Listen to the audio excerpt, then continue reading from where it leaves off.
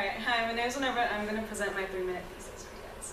So, I know a lot of college students deal with a lot of stress as they're going to school.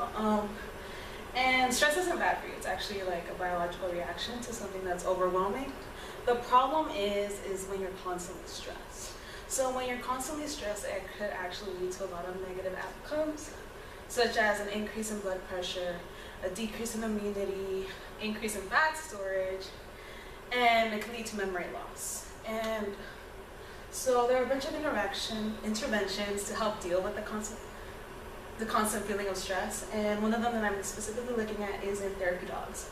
So in therapy dogs, they were shown to decrease psychological stress. So psychological stress is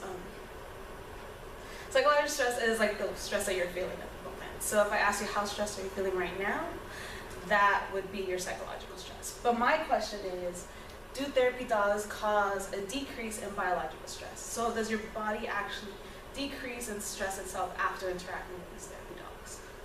So my project is randomly recruiting a bunch of participants here at San Francisco State, and I'll be collecting their saliva before and after they interact with therapy dogs. And I'll be looking at 2 specific hormones. So the first one is cortisol. So if you're feeling stressed at the moment, your cortisol is actually really, really high.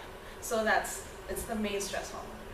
The second one I'm going to be looking at is oxytocin. So oxytocin is a hormone released while you're bonding with people. So whether it's between people or with a dog, it actually causes an increase in oxytocin.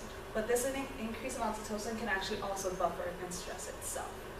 So once we're going to, hopefully with therapy dogs, we'll see a decrease in cortisol, an increase in oxytocin, and this will actually end up with an overall decrease of stress itself.